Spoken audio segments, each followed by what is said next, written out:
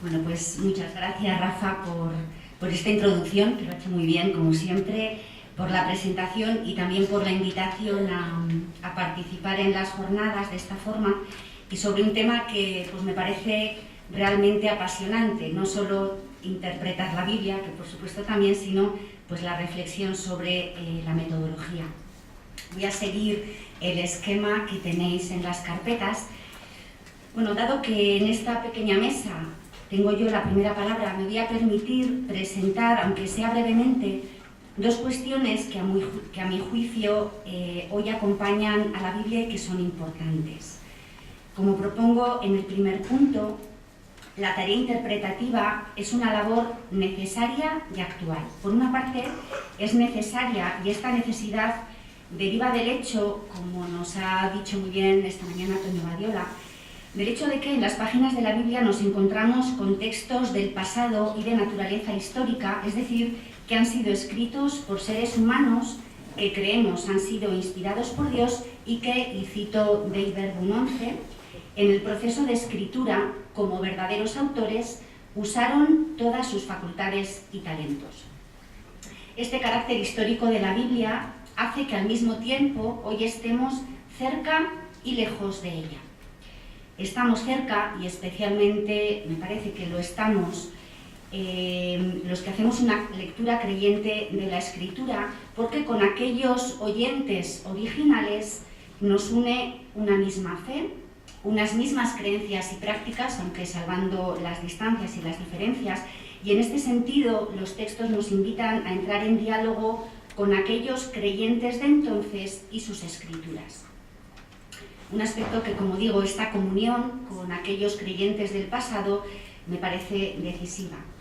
Aunque, como voy a decir a continuación, también ante la Biblia tenemos de entrada algunas dificultades, hay muchos aspectos que nos sitúan cerca de ella y la tarea interpretativa ha de contribuir a acercarnos al mundo del texto para que éste no pierda la potencialidad transformadora que tuvo cuando nació, que en definitiva en el caso de los creyentes se trata de ayudarnos a vivir conforme al Evangelio. Sin embargo, por otra parte, tampoco podemos obviar que estamos lejos del proceso histórico de escritura que hizo posible el nacimiento de la Biblia. De los textos nos separa, como bien sabemos, pues una gran distancia, tanto en el plano temporal como lingüístico, geográfico, cultural, social. De modo que si no queremos traicionar el sentido original de los textos, necesitamos acercarnos todo lo posible a los contextos en los que estos textos fueron producidos, recibidos y comprendidos.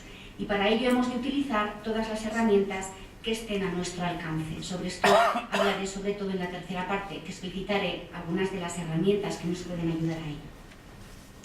Hace ya años, Sandra Snyders, una autora que recomiendo, escribiendo a propósito de la interpretación de la Biblia, utilizó una expresión que, aunque en parte sorprende, me parece muy atinada.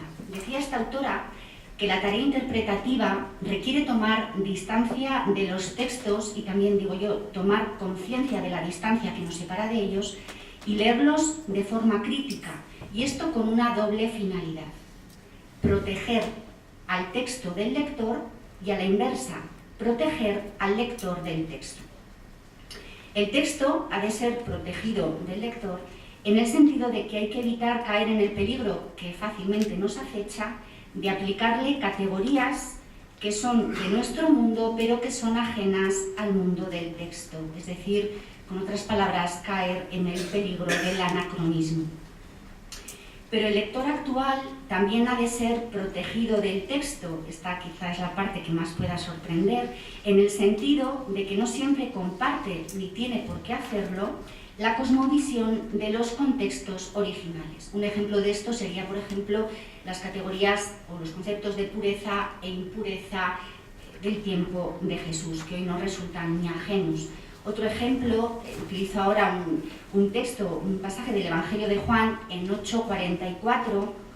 El cuarto Evangelio pone en boca de Jesús estas palabras dirigidas a los judíos: vosotros sois de vuestro padre el diablo y queréis cumplir los deseos de vuestro padre. Para comprender esta expresión tan dura y no justificar hoy el antisemitismo, Tendremos que tener en cuenta que este diálogo polémico de Jesús con los judíos responde al conflicto que la comunidad de Juan tuvo con la sinagoga de su tiempo.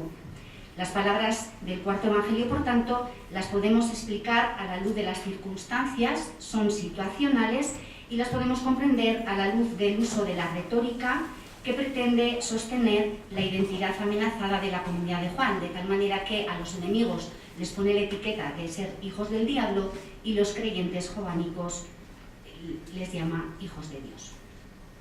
Por tanto, una de las dimensiones de la tarea interpretativa tiene que ver con dilucidar, y cito otra vez la de Verbum, en este caso el número 12, dilucidar lo que los agiógrafos quisieron decir en su propio tiempo para tratar después de establecer qué nos dicen estos textos en nuestro hoy social, cultural, eclesial. Por tanto, la interpretación es una tarea necesaria a la que no podemos renunciar. Por otra parte, decía antes que la interpretación de la Biblia es también una cuestión actual. Me refiero con esto a que desde el tiempo de los primeros documentos sobre el tema, Antonio Badiola los ha mencionado esta mañana, Providentissimus Deus, Divina Flammante Spiritu, Dei Verbum, la interpretación de la Biblia en la Iglesia, de la Pontificia Comisión Bíblica. Bien, desde este tiempo se ha avanzado mucho. Y en estos últimos años, como después nos expondrá Pedro, en el contexto católico está ocupando mucho lugar la exégesis canónica. Sin embargo, la descripción de los diferentes métodos exegéticos y acercamientos a la escritura que proponía en 1993 la Pontificia Comisión Bíblica no se corresponde en rasgos generales con la práctica actual, que en muchos casos hace un uso más o menos simultáneo de metodologías diversas a la hora de interpretar un texto. De tal manera, lo que quiero poner de relieve es que, si bien este documento lo tenemos que tener en cuenta, se ha avanzado mucho y se sigue avanzando mucho en cuestiones de interpretación. El tema de mi comunicación tiene que ver con la rama de la exégesis que presta atención a los contextos originales de los textos bíblicos, es decir, a la tarea exegética que se hace preguntas como quién escribió el texto, para quién, con qué finalidad y cuál es la situación vital que está detrás de los textos, que está reflejada en ellos y a la que los textos también pretenden responder. Bien, en lo que sigue voy a proceder del siguiente modo. Voy a presentar primero brevemente algunas características de este tipo de exégesis, su pertinencia y posibilidades que ofrece, y después, como veis en el esquema, voy a poner un ejemplo a través del cual voy a tratar de mostrar que los estudios de este tipo no solo nos ofrecen, de lo que estoy convencida, herramientas muy válidas para la exégesis como tal, sino también para la tarea pastoral evangelizadora de hoy. Paso pues al punto 2. La exégesis que presta atención a los contextos originales de los textos bíblicos no es tampoco a día de hoy uniforme. Como veis, tenemos complejidad por muchos frentes, ¿no? En su nacimiento se identificaba con los llamados métodos histórico-críticos que, como todos sabemos, constituyen un tipo de análisis diacrónico que pretende establecer los distintos niveles de composición de los textos e identificarlos con las situaciones vitales, los sits in leven, en los que vieron la luz. Antonio pues, ha dicho muy bien esta mañana, ¿no?, cómo estos estudios pues, condujeron finalmente a diseccionar cada uno de los textos, perdiendo el conjunto de los mismos. Actualmente, sin embargo, en muchos estudios que ponen en diálogo los textos con sus contextos originales, se percibe un uso en parte ecléctico de metodologías diversas, incluso asumiendo perspectivas más sincrónicas, y todo esto se entiende como complementario. Además, y recordando lo dicho más arriba sobre la importancia de acercarnos todo lo posible al mundo que rodeó originalmente los textos, el uso de las ciencias sociales en la tarea exegética se ha revelado muy fecundo. Generalmente esto es lo que se entiende por exégesis contextual, aunque también recibe otros nombres. Esta sería la rama de la exégesis que, ayudada por las ciencias sociales, intenta esclarecer el sentido que tenían los textos en su contexto original. La característica principal de este tipo de exégesis es utilizar las herramientas propias de la exégesis bíblica, junto con datos que vienen de las ciencias sociales, antropología social y cultural, psicología social, sociología, historia antigua, que iluminen el texto que se pretende estudiar. En unos casos, el intérprete utilizará categorías muy cercanas al mundo de los textos bíblicos. En el ejemplo que voy a poner, voy a hablar de Juan 11 y voy a hablar del duelo. Bueno, pues en este caso hablaré de categorías compartidas por las gentes del siglo I y que presuponemos que también conocía la comunidad de Juan. En otros casos, sin embargo, se utilizan categorías abstractas que, aunque desconocidas en el mundo antiguo, siguiendo con el ejemplo del duelo, hablaríamos, por ejemplo, de la función social del duelo, podemos presuponer su carácter universal. Es decir, siguiendo con el ritual de difuntos del que hablaré después, aunque la audiencia original de Juan no se podía plantear en estos términos que los ritos tuvieran una función social, porque no había ciencia todavía que explicara esto, de hecho, los ritos en estos grupos tenían función social. Y aquí radica, a mi modo de ver, una de las potencialidades de esta metodología, ya que nos permite hacer nuevas preguntas sobre los textos e imaginar razonablemente situaciones vitales ligadas a ello. Bueno, paso ahora al ejemplo con el que pretendo mostrar las posibilidades que ofrece este tipo de exégesis que usa las ciencias sociales, como decía antes, no solo para la interpretación, sino también para la evangelización. Es decir, voy a tratar de mostrar que la tarea exegética propiamente dicha nos va a permitir poner de relieve también el alcance, las implicaciones y el sentido que los textos no solo tenían en sus contextos originales, sino también en nuestro hoy, es decir, lo que generalmente entendemos por hermenéutica. Paso, por tanto, al punto 3, en el que me voy a centrar en el pasaje que tenemos en el capítulo 11 del cuarto Evangelio. Bueno, soy consciente de que voy a hacer muchas afirmaciones que requerirían una justificación mayor, pero pues comprendéis que en media hora no da tiempo a mucho. Bien, este texto, la resucitación de Lázaro, forma parte de una sección bisagra de Juan, a caballo entre el libro de los signos y el libro de la hora. En él encontramos una familia atípica, formada únicamente por hermanos, Marta, María y Lázaro, que está afectada primero por la enfermedad, Lázaro está enfermo, y después por la muerte. Es un relato largo y un tanto extraño en Juan, ya que en él, como nos decía Toño esta mañana a propósito del hijo pródigo, prima la acción sobre el discurso. Es un relato muy vivo en el que pasan muchas cosas. Aunque conocemos el texto, voy a señalar algunos rasgos literarios de él, porque quiero que queden claras algunos datos para lo que quería decir después. El narrador nos presenta a los hermanos, nos indica que los tres son amados por Jesús y amigos suyos, y hace saber que Lázaro está enfermo. Sus hermanas mandan avisar a Jesús de la enfermedad.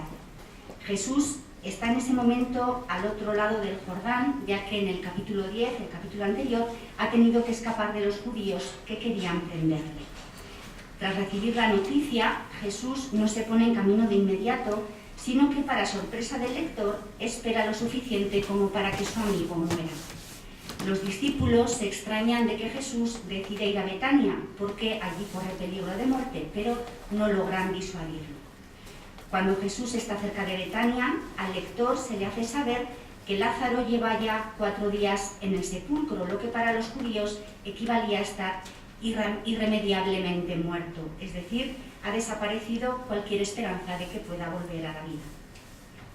Antes de que Jesús llegue al pueblo, Marta, que está en casa con su hermana María recibiendo condolencias de los judíos, sale a su encuentro. Allí, en las afueras de Betania, se produce un diálogo entre ambos. Marta, aquí Juan recurre al típico recurso del malentendido, no entiende al principio lo que Jesús le dice. Se lamenta por la pérdida de su hermano y da muestras de compartir algunas creencias escatológicas propias de unos sectores judíos de la época, que los muertos resucitarán el último día. Jesús paulatinamente le hace mirar un poco más allá, revelándose como la resurrección y la vida y sus consecuencias, que el que cree en él, aunque haya muerto, vivirá, y que el que vive y cree en él no morirá para siempre. Marta confiesa su fe en Jesús y va en busca de su hermana, que también sale a su paso. Jesús no se mueve en ningún momento de tal manera que no llega al pueblo, son ellas las que salen a las afueras. El encuentro que se produce entre Jesús y María, a diferencia del de Marta, es fundamentalmente gestual.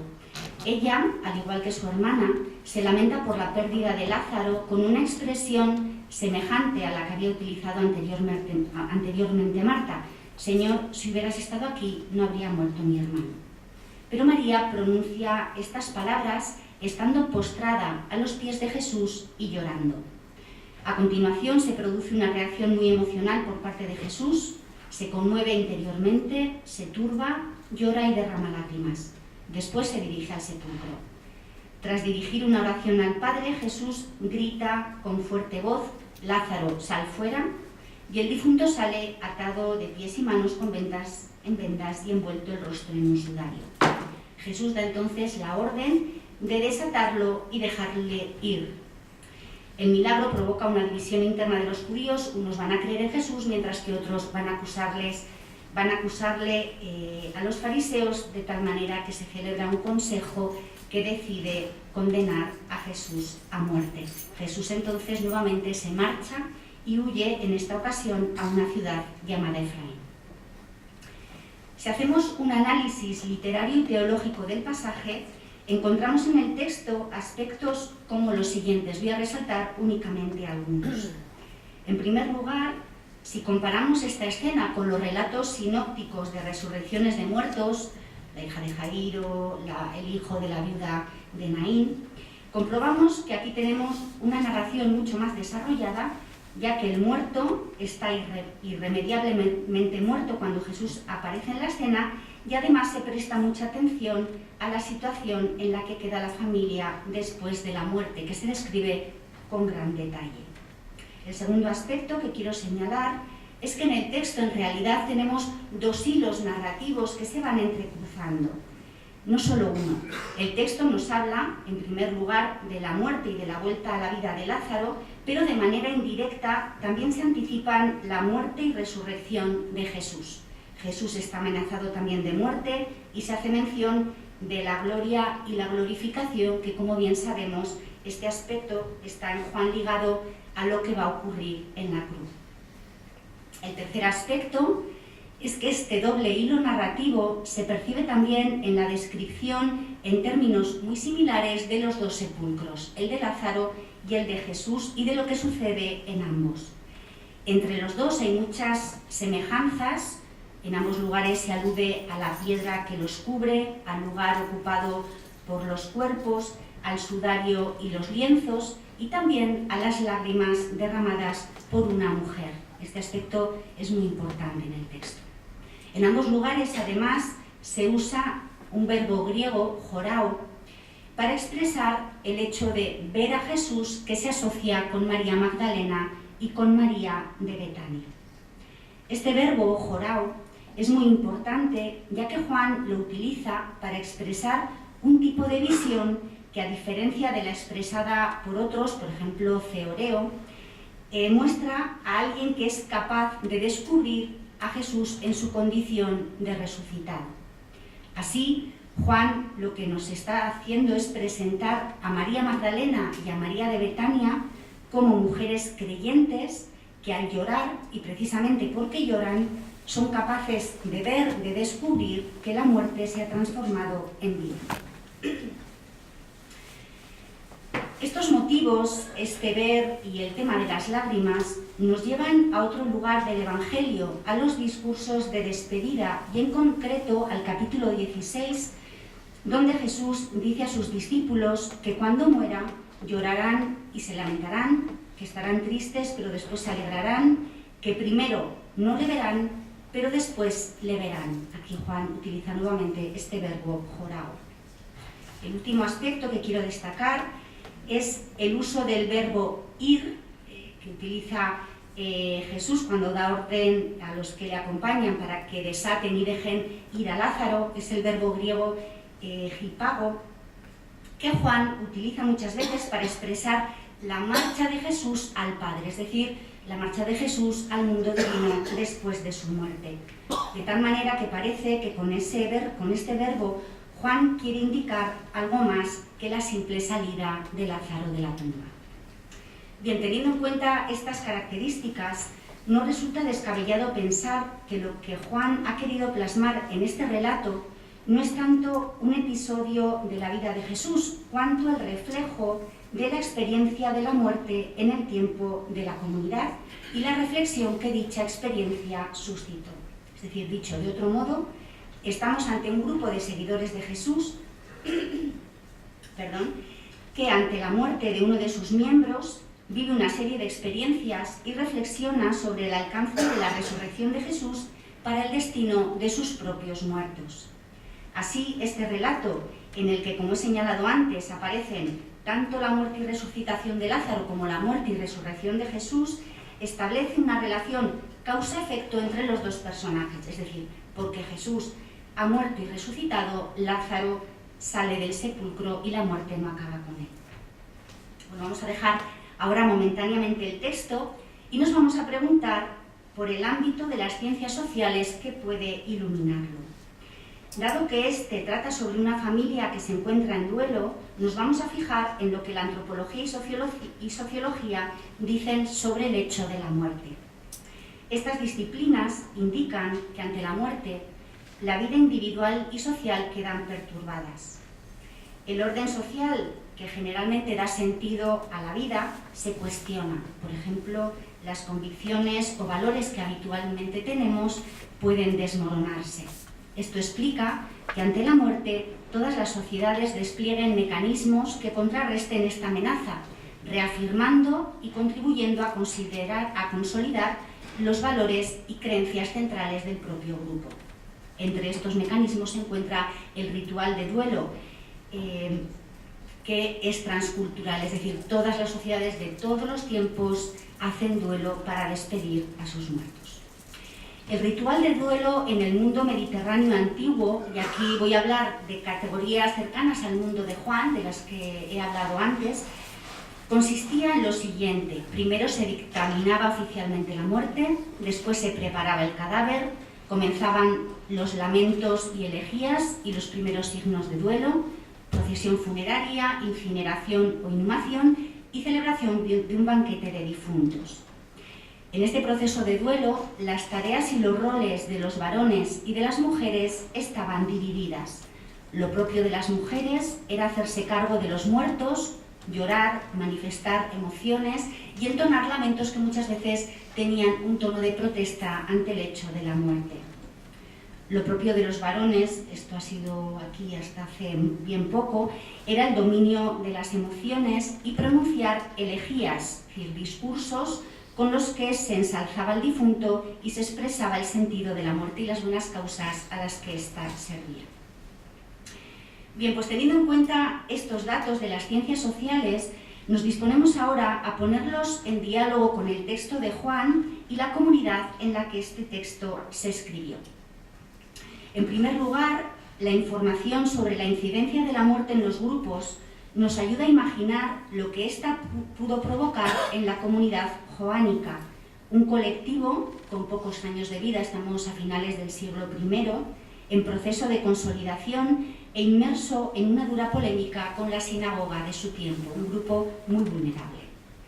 Para este grupo se escribe una historia sobre una familia de hermanos, amigos de Jesús, queridos por él, en la que irrumpe la muerte. Quiero señalar un aspecto significativo. Como acabo de decir, Marta, María y Lázaro son presentados como hermanos a los que Jesús ama y amigos suyos. Y estos rasgos, hermanos, amigos, amados, son muy característicos de la comunidad de Juan, cuya identidad se fundamentaba en muy buena medida en estos valores. Recordamos, por ejemplo, la primera carta de Juan, en la que descubrimos que entendían las relaciones entre los miembros de la comunidad como relaciones fraternas, la insistencia en el amor y la amistad que aparece también en el Evangelio, capítulo 13, capítulo 15, el mismo personaje del discípulo amado, ¿no? Dada la importancia de estos aspectos del amor, de la amistad y de la fraternidad, podemos pensar que lo que hace Juan 11 al caracterizar de este modo a los protagonistas es reforzar los valores que sustentan la identidad de la comunidad joánica, que se encuentran amenazados por la irrupción de la muerte. En segundo lugar, los datos que tenemos sobre cómo era el duelo en el mundo antiguo nos revelan que el relato da cuenta de un rito quebrado, roto, por la irrupción en escena de Jesús. Marta y María salen del espacio de duelo en el que debían estar, la casa, por cierto, en la que Jesús no entra, y este abandono va a posibilitar que las hermanas se abran a una nueva comprensión de lo que son la vida y la muerte. Asimismo, la narración no va a describir el entierro de Lázaro, pero sí su desentierro, es decir, su salida del sepulcro. Sin embargo, hay otros elementos del duelo que se mantienen y algunos de ellos se redefinen. Este aspecto es muy importante. Las hermanas se lamentan por Lázaro, María llora y el propio Jesús llora, algo propio del duelo de las mujeres y no de los varones. A esta comunidad joánica en duelo, el relato le invita a confiar en el poder de Jesús resucitado sobre la muerte. El texto no obvia, sin embargo, el sufrimiento que la muerte ocasiona, es más, lo sostiene y lo pone de relieve. Este aspecto forma parte esencial de la escena, ya que todos lloran. María llora, los judíos lloran, Jesús llora. Juan parece estar indicando que para descubrir que la muerte se transforma en vida por la intervención de Jesús resucitado, es necesario atravesar el trance de la pena y las lágrimas, que están representadas por el duelo típicamente femenino. Dicho de otro modo, y aquí hay modo de ver, hay algo de mucho calado, las acciones de duelo propia de las mujeres, que el texto no censura, sino que propone como modelo, son necesarias, aunque al mismo tiempo no constituyen una finalidad en sí mismas, sino que son un vehículo, un medio de carácter transitorio para lograr ver, descubrir que para quien cree en Jesús, la muerte no tiene la última palabra. En este marco comprendo yo la enseñanza de Jesús a sus discípulos en el capítulo 16, cuando les dice, lloraréis, os lamentaréis, es decir, les está invitando a hacer duelo típicamente más femenino para que descubran que la muerte de Jesús se ha transformado en vida. Y ya en último lugar, vamos a dirigir nuestra mirada hacia el hoy, es decir, nos vamos a lanzar la pregunta por el significado y alcance que esta escena evangélica puede tener hoy en nuestra vida. Hay un primer dato obvio y es que la muerte es universal. Todos nosotros nos topamos con ella en diferentes ámbitos de nuestra existencia. Estamos, por tanto, ante un tema de actualidad. Sin embargo, hay una enorme diferencia entre nuestro modo de vivir y afrontar la muerte y el del mundo antiguo. En la antigüedad formaba parte de la vida cotidiana, ya que incluso los niños convivían con ella. Entre nosotros, lo sabemos bien, y en general en las sociedades occidentales, la muerte la hemos alejado de la vida cotidiana, la ocultamos a los niños, instituciones se hacen cargo de los cuerpos, los velatorios no los hacemos en las casas, en muchos casos incineramos y esparcimos las cenizas, eliminando de raíz los lugares donde hacer memoria de los muertos. Bien. Volvemos pues la mirada a la pregunta por el sentido del texto en nuestro hoy. El relato nos invita en primer lugar a no huir de la muerte, a acogerla con confianza como parte de la vida. Las mismas ciencias humanas señalan que este, y no la huida, es el mejor camino. Como comunidad cristiana, nos enseña Juan, hemos de aprender a confiar en que los muertos están vivos junto a Dios. Por otra parte, acoger la muerte y hacer memoria de los difuntos en lugar de olvidarlos va de la mano con vivir la propia vida con sentido, ya que, esto es muy importante, lo que recordamos de los muertos está muy vinculado con los pilares que sustentan nuestra existencia. Una segunda invitación relacionada con esta que acabo de señalar es hacernos presentes allí donde acontezca la muerte, aunque conlleve afrontar la propia vulnerabilidad, las emociones de dolor y la pena. Estas cosas, hechas tradicionalmente por mujeres, son propuestas por Juan para todos, para todas. Indirectamente nos están invitando también a revisar los patrones culturales que dificultan que todos y todas nos hagamos cargo de estas tareas de cuidado. Y en tercer lugar, y con esto termino, aunque hay más invitaciones en el texto, el relato nos invita a pensar en los valores que sustentan nuestra identidad individual, comunitaria, a recuperarlos y a reforzarlos de una manera semejante a lo que hace el relato con su insistencia en la fraternidad, el amor y la amistad.